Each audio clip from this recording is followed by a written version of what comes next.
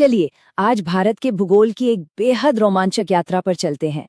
आज हम सिर्फ उत्तर के गगनचुंबी पहाड़ों को ही नहीं देखेंगे, बल्कि सुदूर अंडमान के उन छोटे लेकिन बेहद जरूरी शिखरों तक भी जाएंगे। देखिए, हम अक्सर पहाड़ों को सिर्फ उनकी ऊंचाई या बर्फ से ढकी चोटियों के लिए जानते हैं, है ना? लेकिन आज हम इन आंकड़ों से थोड़ा आगे बढ़ेंगे। हम ये समझेंगे कि कैसे ये विशाल प्राकृतिक संरचनाएं दरअसल बहुत ही डायनामिक हैं। ये सिर्फ पत्थर के निर्जीव ढांचे नहीं हैं, बल्कि सही मायनों में ये हमारे देश की जलवायु और नदियों को कंट्रोल करने वाले असली मास्टरमाइंड्स हैं। तो आज के इस विश्लेषण का रोड मैप कुछ ऐसा रहेगा। हम शुरुआत करेंगे उत्तर के विशाल रक्षकों से, फिर देखेंगे नंगा पर्वत का अचंभित करने वाला प्रभाव, उसके बाद मध्य भारत के प्राचीन रक्षक, फिर प्रायद्वीपीय घाट और अंत में पहुंचेंगे द्वीप समूहों की जीवन रेखा तक। भाग 1, उत्तर के विशाल रक्षक, यानी वो दिग्गज पहाड़ जो 8000 मीटर से भी ऊंचे हैं। द ग्रेट नॉर्थ हिमालय और काराकोरम का वो हिस्सा है जो हमेशा से सबको आकर्षित करता रहा है। यहाँ हवा इतनी पतली है और पहाड़ इतने ऊंचे कि बस देखते ही बनता है। अब यहाँ एक बहुत ही दिलचस्प बात करते हैं जो अक्सर लोगों को, खासकर एग्जाम्स में, बहुत कंफ्यूज करती है। सवाल ये है कि भारत की सबसे ऊंची चोटी आखिर है कौन सी?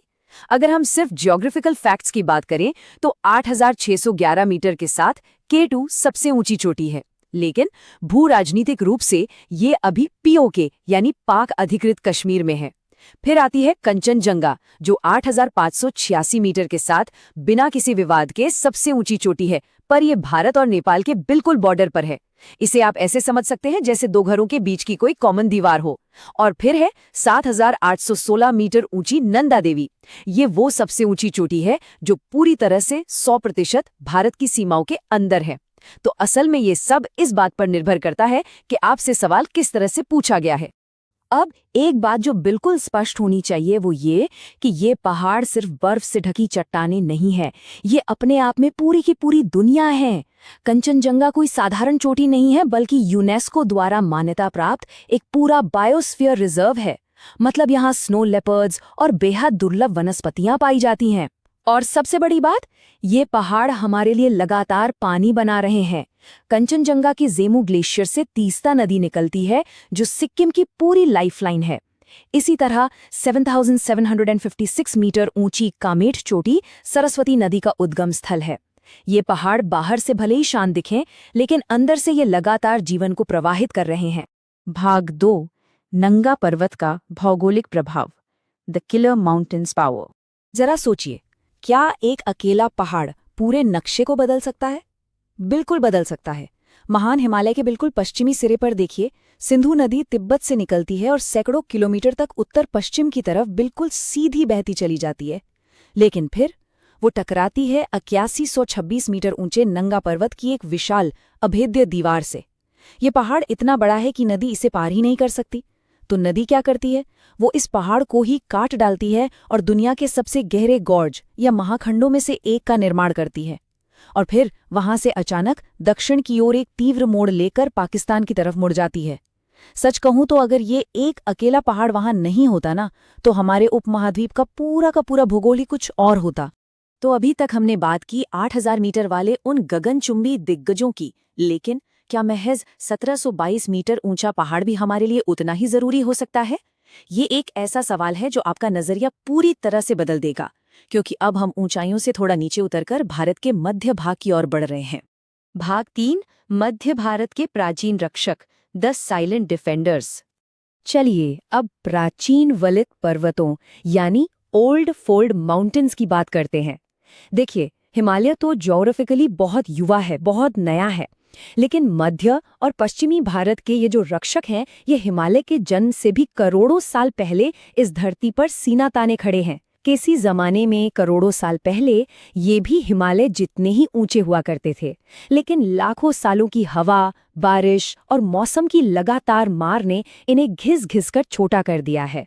इसका सबसे बेहतरीन उदाहरण है राजस्थान की अरावली श्रेणी, जिसकी सबसे ऊंची चोटी गुरु शिखर आज केवल 1722 मीटर ऊंची रह गई है। लेकिन रुकिए, ऊंचाई कम होने का मतलब ये बिल्कुल नहीं है कि इनकी अहमियत कम हो गई है। अरावली आज भी एक विशाल ढाल की तरह खड़ी है। ये एक ऐसा मौन रक्षक है जो थार रेगिस्तान की झुलसाने वाली गर्म हवाओं और रेत को पूर्व की ओर बढ़ने से रोकता है। जरा कल्पना करके देखिए, अगर अरावली वहां नहीं होती तो आज दिल्ली और गंगा के वो उपजाऊ मैदान जो भारत की खेती का दिल है, वो शायद आज एक बंजर रेगिस्तान बन चुके होते। तो यहाँ समझने वाला सबसे क्रूशल पॉइंट ये है जल विभाजक यानी वाटर डिवाइड का कॉन्सेप्ट। किसी भी छोटे या बड़े पहाड़ की असली अहमियत इसी बात से तय होती है। इसे आप अपने घर की एक ढलान वाली छत की तरह समझ सकते हैं। जब बारिश होती है तो छत का बिल्कुल बीच वाला हिस्सा ही ये तय करता है कि पानी दाईं तरफ गिरेगा या बाईं तरफ। और बिल्कुल यही ढलान वाली छत का सिद्धांत मध्य प्रदेश की सतपुड़ा श्रेणी में लागू होता है। वहां स्थित 1350 मीटर ऊंची धूपगढ़ चोटी को देखिए।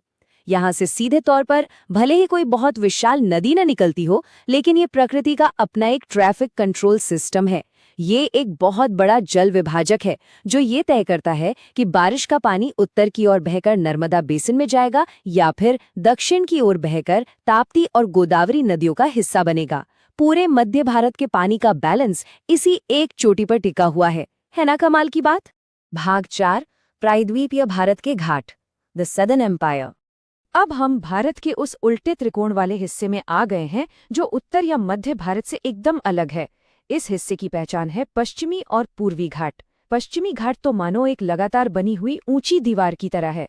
ये अरब सागर से आने वाले मानसून को सीधा रोकता है और वहां जबरदस्त बारिश करवाता है। इसी श्रृंखला में आपको मिलेगी 2695 मीटर ऊंची अन्नामुडी चोटी, जिसे दक्षिण का एवरेस्ट भी कहा जाता है और जो पेरियार नदी को जीवन देती है। वहीं महाराष्ट्र में 1646 मीटर की कलसुबाई चोटी है जहां से प्रवरा नदी निकलती है। और इन सब के बीच एक बहुत ही खास जंक्शन आता है, 2637 मीटर ऊंचा डोडा बेट्टा। ये नीलगिरी की पहाड़ियों पर वो नॉट या ग्रंथि है जहां पश्चिमी घाट और पूर्वी घाट आकर आपस में गले मिलते हैं। अब पूर्वी घाट की बात करते हैं, जहां अक्सर एक बहुत ही बड़ा भ्रम देखने को मिलता है। अगर आप पुरानी किताबें उठाएंगे तो वहां पूर्वी घाट की सबसे ऊंची चोटी महेंद्रगिरी को बताया जाता है। लेकिन ये बिल्कुल वैसा ही है जैसे आप आज के ज़माने में अपने फ़ोन में कोई 10 साल पुराना सॉफ्टवेयर चला रहे हों। आज हमारे पास बहुत ही बेहतर सैटेलाइट डेटा और हाई रेजोल्यूशन मैपिंग टेक्निक है, और इस नई टेक्निक ने एकदम साफ कर दिया है कि पूर्वी घाट की सबसे ऊंची चोटी असल में 1690 मीटर ऊंची जिंदगढ़ा है, जो आंध्र प्रदेश की अराकू घाटी में है। इसलिए हमेशा ध्यान रखिए कि जियोग्राफिकल डेटाबेस भी समय के साथ अपडेट होता रहता है। लेकिन एक सवाल उठता है कि पुराने समय में ये गलती हुई ही क्यों? ऐसा इसलिए हुआ क्योंकि पश्चिमी घाट के मुकाबले पूर्वी घाट का भूगोल बहुत ज्यादा कटाफटा और खंडित है। लाखों सालों से गोदावरी, कृष्णा और कावेरी जैसी विशाल नदियों ने पूर्व की ओर बहते हुए इन पहाड़ों को बेदर्दी से काटा है और समुद्र तक अपना रास्ता बनाया है। इसी भारी कटाव की वजह से पहले के मैप बनाने वालों के लिए इसकी सही ऊंचाई मापना इतना ज्यादा मुश्किल काम था। भाग 5, द्वीप समूहों की जीवन रेखा, द फाइनल पंच। और अब मैं आपको एक ऐसा नंबर बताने वाला हूं जो बहुत ही शानदार तरीके से साबित करता है कि प्रकृति में छोटी चीजें भी कितना बड़ा इम्पैक्ट डाल सकती हैं। नंबर है 732, बस 732 मीटर। ये अंडमान द्वीप समूह की सबसे ऊंची चोटी सैडल पीक की ऊंचाई है। हिमालय के 8000 मीटर वाले दिग्गजों के सामने शायद ये आपको कुछ भी ना लगे, लेकिन यकीन मानिए इस चोटी का प्रभाव इसकी ऊंचाई से कहीं कहीं ज्यादा है। देखिए, छोटे द्वीपों पर मीठे पानी का मिलना बहुत मुश्किल होता है क्योंकि वहां नदियों के लिए कोई बड़ा कैचमेंट एरिया नहीं होता। लेकिन ये सैडल पीक एक जादू की तरह काम करती है। ये समुद्र से आने वाली नम हवाओं को रास्ते में ही रोक लेती है और एक ऐसा अनोखा माइक्रो क्लाइमेट तैयार करती है जिससे वहां बारिश होती है। और फिर इसी की ढलानों से जन्म होता है कल्पोंग नदी का। आपको जानकर हैरानी होगी कि कल्पोंग पूरे अंडमान द्वीप समूह की एकमात्र बहने वाली नदी है। जरा सोचिए, सिर्फ 732 मीटर की ये चोटी इस पूरी नदी को और इस द्वीप के पूरे इकोसिस्टम को अकेले जिंदा रखे हुए है। तो हमारी इस पूरी जर्नी के बाद एक बहुत ही गहरा सवाल हमारे सामने आता है। अगर महज 732 मीटर की एक छोटी सी चोटी एक पूरे द्वीप के जीवन और उसके अस्तित्व को तय कर सकती है, तो क्या किसी भी पहाड़ की अहमियत को सिर्फ उसकी ऊंचाई के मीटर नापकर आंका जाना चाहिए, या फिर उस जीवन से जो वो अपने आसपास पोषित करता है? भारत के ये पहाड़, चाहे वो उत्तर के गगनचुंबी शिखर हो या फिर सुदूर द्वीपों की ये छोटी छोटी पहाड़ियां, ये सभी हमारे पर्यावरण के सबसे बड़े और असली हीरो हैं। इस विश्लेषण में मेरे साथ बने रहने के लिए बहुत बहुत शुक्रिया। प्रकृति को हमेशा इसी तरह एक नए नजरिए से देखते रहिए।